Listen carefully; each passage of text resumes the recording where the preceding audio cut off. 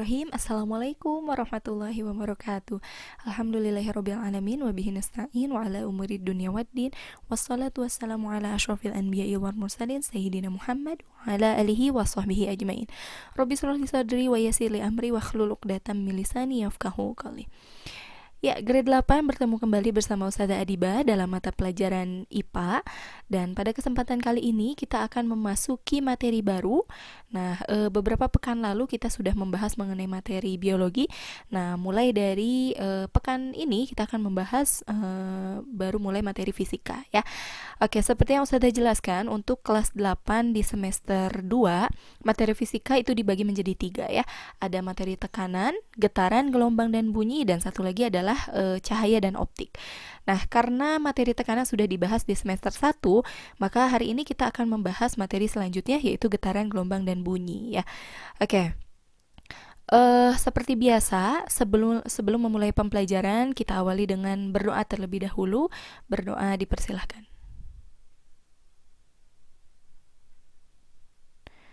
Oke.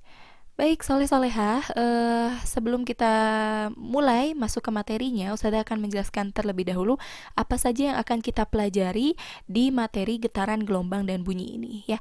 Jadi berdasarkan judulnya, berarti kita akan pisahkan pertemuan materi di bab ini menjadi 3 pertemuan ya. Pertemuan pertama kita akan fokus membahas getaran dan gelombang, ya ini ya, mengidentifikasi getaran, gelombang pada kehidupan sehari-hari. Nah, kemudian kita akan membahas juga satuan-satuan fisika di dalam getaran dan gelombang. Jadi nanti kita akan bertemu dengan istilah yang namanya periode dan juga frekuensi, ya, baik di getaran maupun di gelombang. Nah, selanjutnya membedakan karakteristik gelombang transversal dan juga longitudinal. Jadi nanti gelombang itu dibagi menjadi beberapa jenis, dan diantaranya adalah gelombang transversal dan longitudinal. Nanti apa perbedaannya, kemudian bagaimana aplikasinya dalam kehidupan sehari-hari, kita akan bahas ya. Selanjutnya mendeskripsikan hubungan antara cepat rambat gelombang, frekuensi gelombang, dan juga panjang gelombang ya. Nah, jadi gelombang itu bisa kita ukur ya. Kita bisa mengetahui bagaimana cepat rambatnya dengan mengetahui frekuensi dan juga panjang gelombangnya terlebih dahulu. Jadi nanti kita akan pelajari ya. Nah, kemudian pertemuan berikutnya Ustazah akan fokus membahas mengenai salah satu contoh gelombang, yaitu gelombang bunyi. Nah, jadi nanti pertemuan berikutnya kita akan membahas mengenai karakteristik gelombang bunyi, bagaimana satuan-satuan fisikanya, bagaimana penerapannya dalam kehidupan sehari-hari ya, dan lain sebagainya. Dan diantaranya juga kita akan membahas mengenai perbedaan macam-macam gelombang bunyi ya. Ada infrasonik, ultrasonik, dan audiosonik. Ya, mungkin di antara kalian ada yang pernah mendengar istilah ini. Ya, jadi ini adalah contoh-contoh gelombang bunyi, dan bunyi gelombang manakah yang kira-kira didengar oleh manusia. Nah, salah satunya nanti kita akan pelajari ya. Oke, jadi pada pertemuan kali ini kita akan membahas atau mempelajari 4 poin pertama ya. Jadi fokus tentang getaran dan gelombang. Oke, sebelum memulai pembelajaran, Ustazah harap semuanya sudah siap dengan buku catatannya. Kenapa? Karena fisika itu kita nanti akan ketemu dengan banyak rumus, dan juga kita akan ngotret ya nanti. Nah, jadi silahkan disiapkan buku catatannya atau kotretannya. Oke, kalau ngomongin getaran, nah kita akan bahas dulu getaran ya sebelum ke gelombang. Apa sih yang ada di pikiran kalian?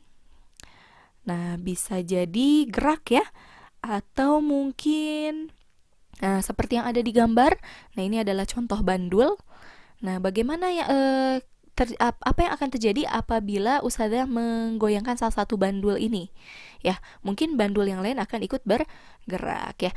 Jadi dari analisis gambar di samping atau analisis kalian sendiri, getaran itu bisa diartikan sebagai gerak ya. Ya, gerak apa? Gerak bolak-balik di sekitar titik kesetimbangan. Jadi getaran ini merupakan bentuk dari sebuah gerak. Tapi gerakannya harus bolak-balik. Kalau misalnya ngomongin bolak-balik, berarti kita punya titik awal. Titik awal ini kita sebut dengan titik kesetimbangan. Ya, itu pengertian getaran. Nah, selanjutnya dari titik kesetimbangan tersebut kita bisa mengetahui jumlah getaran. Bagaimana cara menghitung jumlah getaran? Oke, sebelumnya ini ada contoh getaran ya. Contoh getaran itu adalah kalau kita misalnya menggerakkan penggaris gitu ya. Penggaris itu akan bergerak dari titik B ke titik A ke titik C kembali lagi sampai ke titik kesetimbangannya, dan ia berhenti di titik kesetimbangannya pula gitu ya.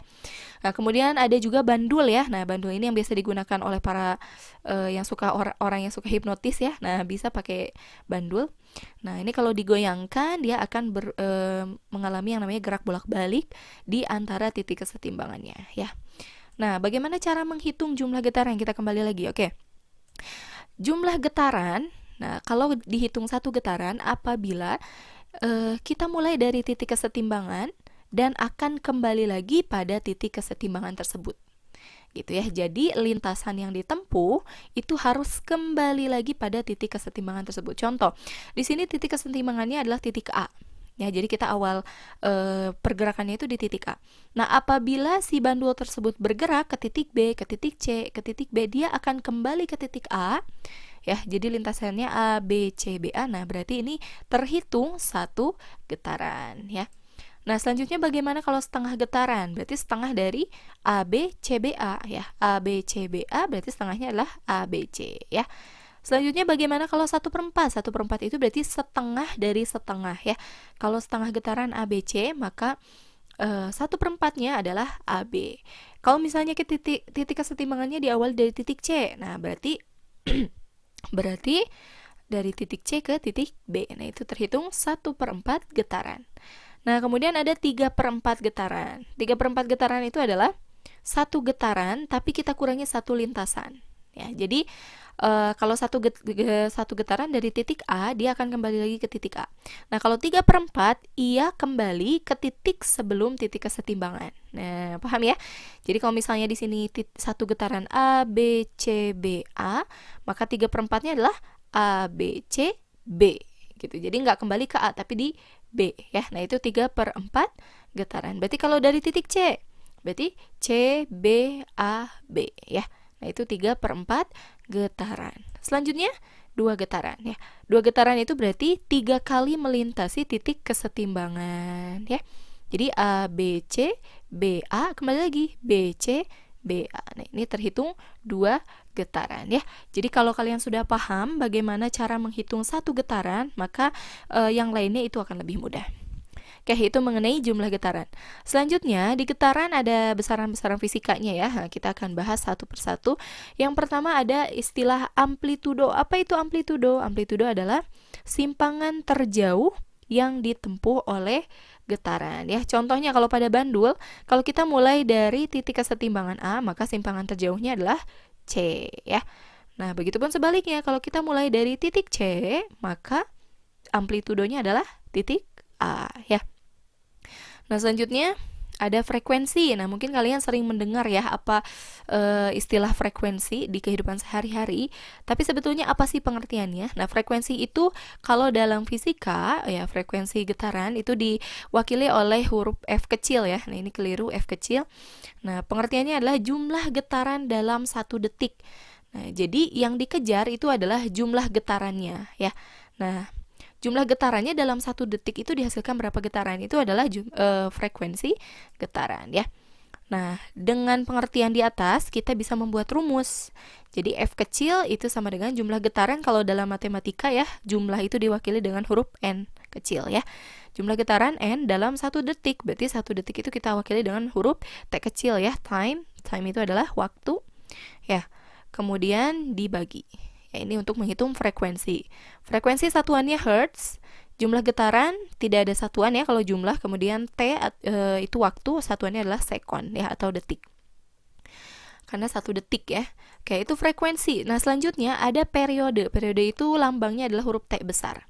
Pengertiannya adalah waktu yang ditempuh untuk 1 getaran. Nah, kalau dilihat dari pengertiannya, ini adalah kebalikan dari frekuensi ya. Jadi kalau frekuensi jumlah getaran dalam 1 detik, nah kalau periode waktu yang harus ditempuh untuk 1 getaran gitu ya. Jadi yang dikejarnya adalah waktunya.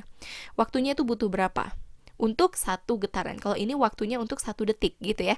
Jadi kebalikannya. Maka frekuensi dan periode itu berbanding terbalik ya.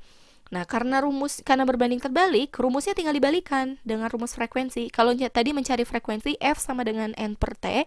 Nah, kalau periode berarti tinggal T besar sama dengan T kecil dibagi N ya. Jadi waktunya berapa dibagi dengan jumlah getarannya ya. Oke, awas tertukar antara periode dengan waktu, ini berbeda ya lambangnya ya. Nah, tadi juga Ustazah jelaskan bahwa periode ini adalah kebalikan dari frekuensi. Maka kalau misalnya di soal kalian menemukan frekuensi tapi yang ditanyakannya adalah periode, nah kalian nggak mesti nyari lagi waktu atau jumlah getarannya, langsung saja berarti kebalikan dari frekuensi tersebut ya. Jadi tinggal 1 per F. Begitupun dengan frekuensi, kalau kalian mau mencari frekuensi dari periode berarti tinggal F kecil sama dengan 1 per T besar ya. Nah, ini keterangannya. Periode itu lambangnya tadi ya T besar, satuannya karena waktu maka dia sekon atau detik. N jumlah getaran, T waktu seluruhnya atau sekon ya satuannya. Kayak itu mencari periode. Nah, selanjutnya masih ada lagi kalau pada bandul. Nah, kalau pada bandul itu kita punya yang namanya panjang tali ya. Lambangnya huruf L kecil ya, karena diambil dari satuan panjang seperti biasa ya. Oke, misalnya di sini ada 2 contoh ya, bandul A dan bandul B ya. Nah, bandul A itu panjangnya adalah 5 cm dan bandul B itu panjangnya 10 cm. Berbeda ya. Yang mana yang lebih panjang? Nah, maka yang lebih panjang adalah bandul B talinya ya. Maka L kecil ya ini ya, L kecil bandul A itu lebih kecil dibandingkan dengan L kecil bandul B ya. Nah, sekarang Ustazah ingin bertanya pada kalian, apabila kedua bandul tersebut digoyangkan dengan waktu yang bersamaan, nah durasi waktu yang bersamaan, maka kira-kira manakah bandul yang akan menghasilkan lebih banyak getaran? Bandul yang talinya lebih panjang atau bandul yang talinya lebih pendek kira-kira? Nah, jawabannya adalah ya. Maka jawabannya pasti bandul yang lebih pendek talinya itu memiliki jumlah getaran paling banyak. Kenapa? Karena semakin pendek talinya, maka lintasannya pun semakin pendek ya. Maka dari sini kita bisa menyimpulkan bahwa frekuensi, nah kenapa frekuensi? Karena frekuensi itu kita ngejar jumlahnya, berarti banyaknya. Ya, semakin banyak getaran yang dihasilkan, maka frekuensinya akan semakin besar ya. Tadi jumlah getaran yang paling banyak dihasilkan oleh bandul A ya, karena talinya pendek, maka frekuensi A itu harus lebih besar dibandingkan dengan frekuensi B. Nah, karena frekuensi dan periode ini berbanding terbalik, apabila frekuensi A lebih besar, maka periode A itu akan lebih kecil ya. Nah, ini adalah hubungan antara panjang tali, periode, dan juga frekuensi ya. Oke, ini apa yang Ustazah jelaskan mengenai besaran-besaran getaran. Nah, selanjutnya Ustazah ingin kalian mengerjakan latihan soal ya mengenai getaran. Oke, latihan soal yang pertama. Sepeda motor melewati lubang sehingga pegas pada shock breakernya bergetar sebanyak 24 kali dalam waktu 8 sekon ya. Nah, berapakah frekuensi getaran pada pegas tersebut? Nah, ini Ustazah kasih tipsnya. Ketika kalian mengerjakan soal fisika, yang harus kalian perhatikan adalah yang ditanyakannya dulu ya. Kayak di sini yang ditanyakannya apa? Yang ditanyakannya adalah frekuensinya ya. Nah, berarti kita tinggal masukkan saja. Kita copy ya. Oke. Jadi yang ditanya, kita tuliskan dulu, yang ditanya itu adalah frekuensi ya, F kecil ya. Nah, F kecil. Nah, kemudian dari frekuensi, dari yang ditanyakan, kira-kira kita butuh apa untuk mencari frekuensi? Nah, frekuensi itu rumusnya adalah N dibagi T. Maka kita butuh jumlah getaran dan waktu ya. Nah, di sini jumlah getaran yang mana? Nah, ini ya, baca lagi. Sepeda motor melewati lubang sehingga pegas pada shock breaker bergetar sebanyak 24 kali ya. Nah, 24 kali ini berarti adalah si N-nya ya. Maka N sama dengan 24 kali. Nah, ya. Nah, selanjutnya kita butuh waktu ya. Nah, waktu adalah T. T-nya sama dengan berapa sekon katanya? 8 sekon ya. Tinggal tuliskan 8 sekon. Oke, kita sudah mengetahui satuannya. Selanjutnya kita cek satuannya. Apakah sudah betul? Nah, ya. Di sini yang harus kita perhatikan satuannya waktu ya, karena jumlah getaran itu nggak punya satuan. Nah, waktunya adalah 8 sekon, berarti sekon sudah betul ya. Nah, berarti kalau sudah betul, baru kita kerjakan soalnya ya. Maka nyari frekuensi ya, F kecil itu sama dengan N dibagi T. Oke, kalau sudah tahu rumusnya, kita masukkan angkanya ya. Tinggal dimasukkan angkanya, N-nya 24 ya, dibagi T-nya adalah 8 sekon. Maka 24 dibagi 8 itu adalah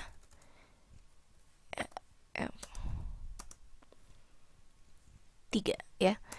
24 dibagi 8 adalah 3. Satuannya frekuensi. Nah, satuannya adalah Hz. Oke ya. Oke, itu caranya mudah ya. Jadi untuk mencari frekuensi itu bisa menggunakan rumus 1/T atau bisa juga menggunakan rumus N/T ya. 3 Hz. Nah, oke, sekarang kalau Ustadzah tanya dari frekuensi yang 3 Hz ini, nah kira-kira berapa periodenya? Nah, periode itu tinggal kebalikan dari frekuensi ya. Nah, kalau misalnya frekuensinya 3 Hz, maka periodenya adalah tinggal 1/3 ya. 1/3 apa? 1/3 sekon ya. Periode satuannya sekon. Oke, itu latihan soal getaran untuk mengetahui frekuensi. Nah, sekarang Ustadzah mau mengajak kalian untuk mengerjakan latihan soal untuk mengetahui periode. Nah, kita baca soalnya. Seorang siswa SMP menggetarkan osilator yang menghasilkan getaran-getaran dengan frekuensi 0,25 kHz. Maka besar periodenya adalah kita ingin mencari periode. Maka yang ditanyakan periode. Nah, selanjutnya dari periode kita membutuhkan apa? Rumusnya ada 2. Ada T/N atau bisa juga 1/F ya, atau frekuensi. Nah, karena di sini yang diketahuinya adalah frekuensi, maka kita masukkan. Ya, F-nya adalah 0,25 kHz. Nah, cuman persoalannya di sini adalah satuannya itu belum sesuai ya. Maka kita rubah dulu satuannya. 0,25 kHz kita rubah ke Hertz. Nah, ini sama saja seperti 1 km itu berapa meter gitu ya, sama ya. Berarti tinggal dikali 1000 ya. Jadi 0,25 dikali 1000 adalah, nah kita coret nolnya, kita coret komanya, maka sisa 1 nol, maka hasilnya adalah 250 Hz ya. Ini untuk frekuensinya. Maka untuk mencari periode dari frekuensi itu tinggal dimasukkan 1/F ya. 1/250 sekon ya. Jadi jawabannya adalah 1/250 sekon. Nah, Ustadzah kalau misalnya pengen dihitung, nah boleh ya. Berarti 0,004 sekon. Tapi biasanya kalau untuk mencari periode dari soal fisika itu jarang sih untuk dihitung sampai koma-komaan ya. Biasanya 1/1 aja dalam bentuk pecahan gitu. Kayak itu latihan soal mengenai getaran, mudah-mudahan bisa dipahami. Kalau sudah bisa dipahami, kita akan lanjutkan materi berikutnya ke gelombang ya. Nah, apa itu gelombang? Nah, di sini kalian bisa lihat, perhatikan gambarnya. Ini contoh dari gelombang. Nah, gelombang itu adalah, kalau tadi getaran itu pengertiannya adalah sebuah gerak. Nah, kalau gelombang itu adalah sebuah getaran gitu ya. Getaran apa? Getaran yang merambat. Tapi yang merambat di sini itu bukan yang memberikan sumber getarannya, tapi hanya energinya saja ya. Oke, ada jenis-jenis gelombang apa saja? Nah, jenis-jenis gelombang dibagi menjadi 2. Berdasarkan arah rambat dan arah getarnya, dan yang kedua berdasarkan media rambatnya. Bagaimana gelombang itu bisa merambat, apakah butuh media atau tidak? Nah, ini ya kelompoknya. Nah, kita awali dulu dari yang berdasarkan arah rambat dan arah getarnya. Oke, ada 2 macam. Ada gelombang transversal, ada gelombang longitudinal. Apa itu arah rambat, apa itu arah getar? Nanti kita akan jelaskan. Nah, selanjutnya kita akan bahas dulu berdasarkan media rambat ya. Jadi getaran itu bisa membutuhkan atau tidak membutuhkan media rambat ya, dibagi menjadi 2. Yang membutuhkan media rambat kita sebut dengan gelombang mekanik ya. Diambil dari kata mekanik. Mekanik itu benda, berarti kita butuh benda atau zat untuk merambatkan gelombang tersebut. Nah, kemudian ada gelombang elektromagnetik. Nah, gelombang elektromagnetik ini adalah gelombang yang tidak membutuhkan media ya. Jadi tidak butuh media untuk merambat. Jadi kalau nggak ada media perambatan, dia masih tetap bisa diterima gitu ya, bisa sampai gelombangnya. Nah, contoh gelombang mekanik yang membutuhkan media rambat itu adalah gelombang bunyi. Ya, contoh sekarang Ustadzah berbicara dengan kalian. Nah, ini suara ustadzah bisa terdengar ke kalian. Nah, itu karena di telinga kalian ada gendang telinga. Nah, gendang telinga ini yang memantulkan bunyi yang masuk ke dalam telinga kalian. Ya, artinya apa? Bunyi membutuhkan media untuk merambat, ya. Atau contoh deh, kalau misalnya ustadzah teriak nih, teriak dari bulan, jauh banget ya. Kalau dari bulan nih, ustadzah teriak, kira-kira kedengeran nggak sama kalian yang lagi ada di bumi? Enggak ya? Kenapa? Karena media rambatnya nggak nyampe gitu ya. Nah, itu contoh gelombang mekanik ya. Atau misalnya gini, kalian sedang ada di dalam suatu ruangan, ruangan itu kosong, jadi nggak ada bendanya. Dibandingkan kemudian ustazah berbicara, nah kalian terdengar ya, berarti terdengar. Nah, sekarang bandingkan dengan kalau ustazah lagi ada satu ruangan sama kalian, tapi di ruangannya itu banyak bendanya. Kira-kira suara ustazah yang lebih terdengar jelas di ruangan yang kosong atau ruangan yang ada bendanya? Nah, biasanya di ruangan yang ada bendanya, yang banyak bendanya, itu lebih terdengar jelas dibandingkan dengan ruangan yang kosong. Kenapa? Karena di ruangan kosong itu pantulan suara ustadzahnya mungkin tidak terpantul dengan baik gitu ya. Nah, berbeda kalau misalnya di ruangan yang sudah ada bendanya, itu biasanya suaranya lebih jelas karena banyak benda yang memantulkan suara ustadzah untuk bisa diterima dan didengarkan oleh kalian ya. Nah, itu contoh gelombang mekanik ya. Nah, selanjutnya ada gelombang elektromagnetik. Nah, gelombang elektromagnetik ini sering kalian dengar di istilah kedokteran ya. Laser, kemudian USG itu biasanya menggunakan gelombang elektromagnetik. Nah, ya, tidak membutuhkan media rambat, contohnya adalah gelombang cahaya. Nah, ya, apa buktinya? Buktinya adalah, nah, matahari ya, matahari yang kita rasakan saat ini di bumi, itu jaraknya jauh sekali dari bumi. Tapi kenapa pancaran sinarnya itu masih terasa oleh kita? Nah, ini membuktikan bahwa cahaya matahari itu tidak membutuhkan media untuk merambat ya. Kayak itu perbedaan antara gelombang mekanik dan gelombang elektromagnetik, mudah-mudahan bisa dipahami. Nah, selanjutnya ustazah akan memberikan contoh gelombang transversal dan gelombang longitudinal ya. Gelombang transversal di sini contohnya ada air ya, bisa tetesan air, bisa juga ombak ya. Kemudian ada gelombang tali. Nah, selanjutnya untuk gelombang longitudinal itu ada dua contoh ya. Contohnya gelombang bunyi dan gelombang selingki. Nah, ya ini gambarnya. Kita akan fokus membahas, selanjutnya kita akan membahas dua gelombang ini ya. Yang pertama gelombang transversal. Nah, tadi kan ustazah jelaskan bahwa gelombang transversal dan longitudinal adalah jenis gelombang yang dibedakan berdasarkan arah gerak dan arah rambatnya. Nah, kalau gelombang transversal, arah rambatnya itu tegak lurus dengan arah getar, atau sudut yang dibentuk di antara arah rambat dan juga arah getar itu adalah 90 derajat ya. Contohnya tadi gelombang tali, gelombang air laut ya, dan gelombang cahaya ya. Yang tadi gelombang elektromagnetik itu masuknya gelombang transversal. Nah, ini untuk membedakan apa itu arah getar, apa itu arah rambat. Jadi kalau misalnya contoh paling mudah, kita menggerakkan tali, nah ke atas ke bawah ya, talinya digerakkan ke atas ke bawah, nggak ke samping. Tapi arah rambatnya itu pasti ke samping ya. Jadi arah getar itu ke atas, ke bawah, arah rambat ke samping, maka akan membentuk sudut 90 derajat ya. Nah, itu ya. Jadi pengertian di sini mudah-mudahan bisa dipahami. Nah, ciri dari gelombang transversal adalah nanti akan dihasilkan yang namanya puncak. Nah, ini puncaknya ya ke atas, dan akan dihasilkan yang namanya lembah ya. Nah, ini ya. Gitu. Oke, itu gelombang transversal. Selanjutnya gelombang longitudinal. Nah, gelombang longitudinal adalah gelombang yang arah rambatnya itu sejajar dengan arah getar. Nah, kalau tadi transversal tegak lurus ya. Nah, kalau misalnya longitudinal itu sejajar. Jadi kalau kita merambatnya ke samping, merambatkan getaran itu ke samping, maka kita menggetarkan gelombang tersebut ke samping, maka rambatannya akan ke samping juga gitu. Atau artinya sudut yang dibentuk itu adalah 0 derajat ya, tidak membentuk sudut sama sekali. Nah, contohnya ada gelombang bunyi dan juga gelombang selingki. Nah, ini selingki ya. Jadi selingki ini kalau misalnya kita getarkan itu biasanya nggak ke atas ke bawah, tapi ke samping, ke kiri dan ke kanan ya.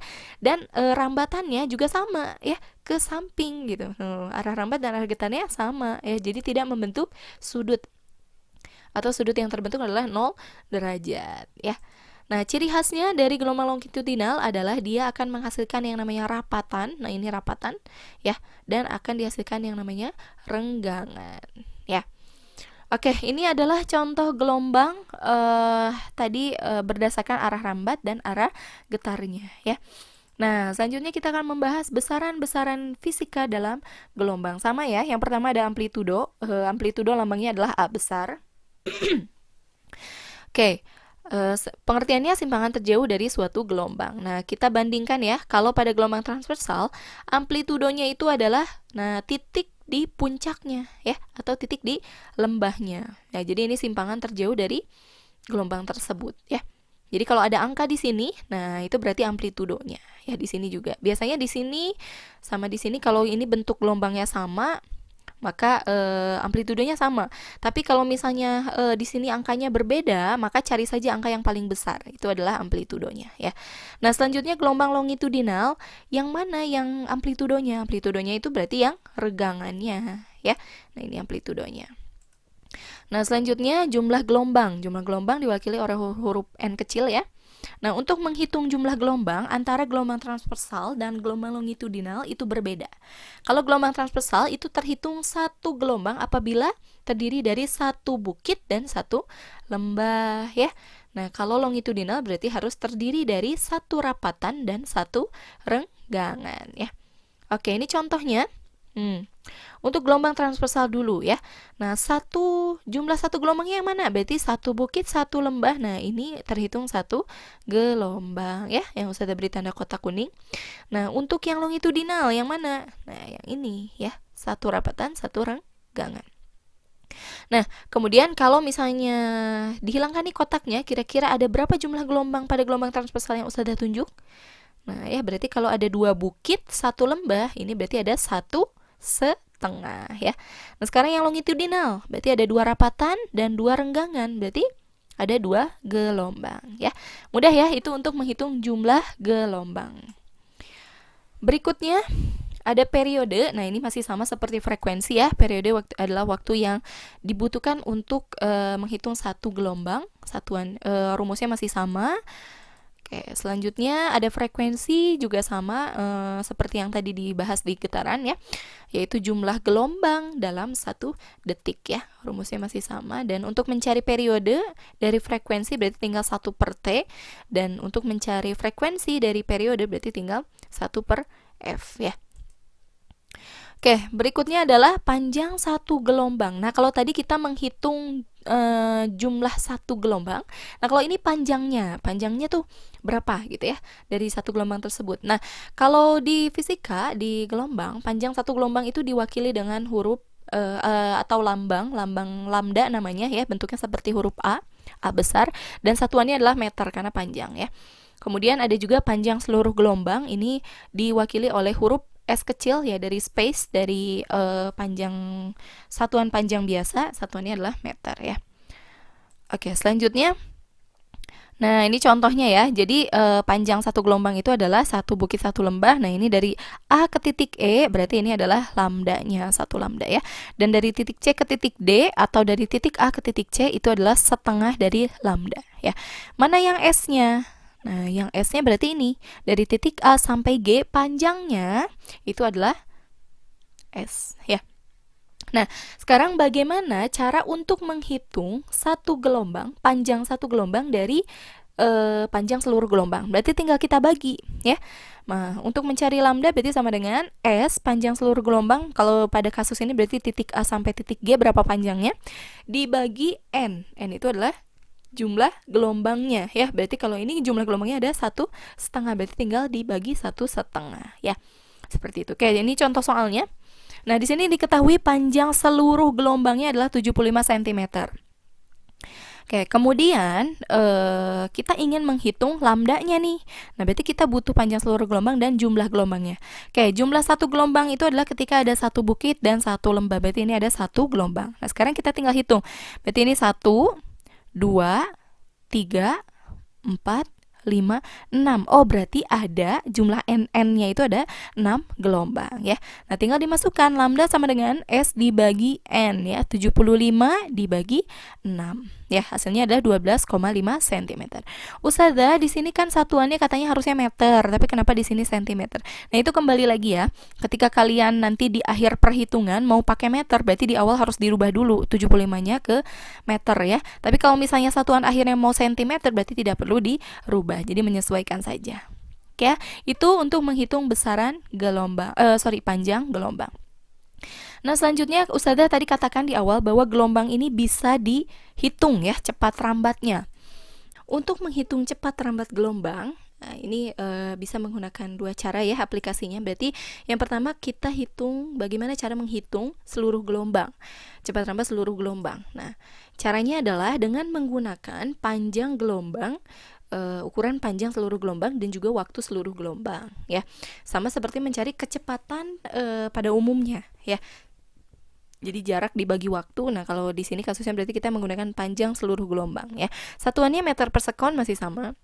Nah, selanjutnya bagaimana untuk menghitung satu gelombang, cepat rambat satu gelombang. Nah, ya kalau menghitung satu cepat rambat satu gelombang, maka panjangnya kita menggunakan panjang satu gelombang saja, dan panjang satu gelombang itu adalah lambda ya. Nah, kemudian waktu yang digunakan adalah waktu untuk satu gelombang ya. Getaran yang dihasilkan dalam satu waktu ya, 1 detik itu kita sebut dengan periode. Nah, jadi rumusnya adalah lambda dibagi periode ya.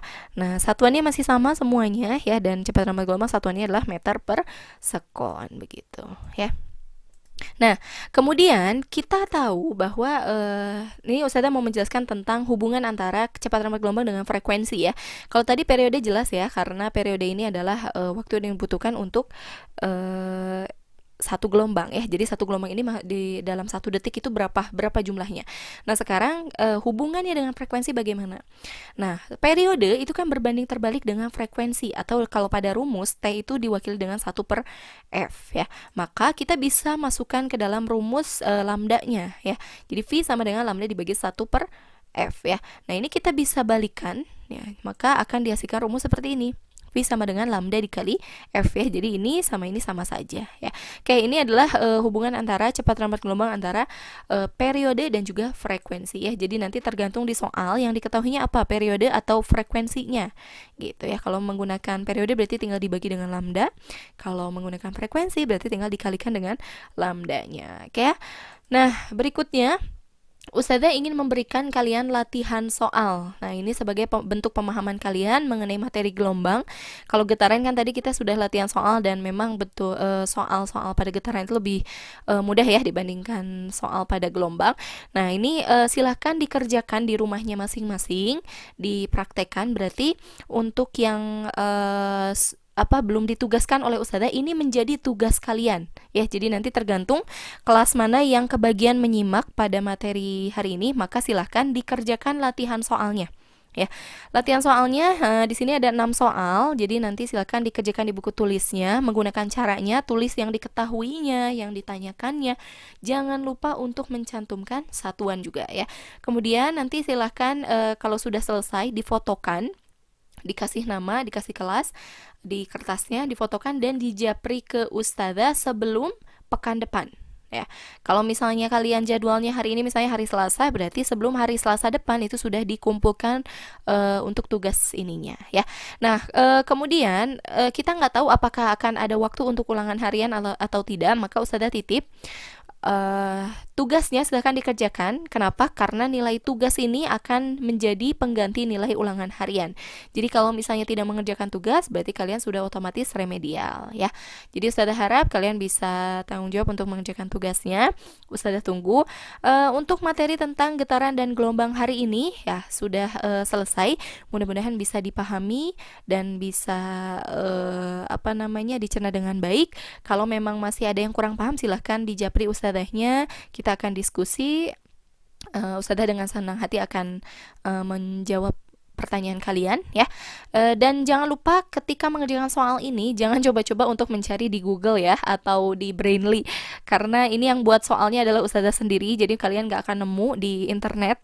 Jadi silahkan kalau memang nggak paham atau kurang paham bisa tanyakan sama temannya, diskusi sama temannya, atau boleh langsung tanyakan sama ustazah ya. Ustazah lebih senang dengan siswa yang banyak bertanya tapi dia paham gitu ya, dibandingkan dia harus nyontek sama temennya ya, jangan sampai gitu.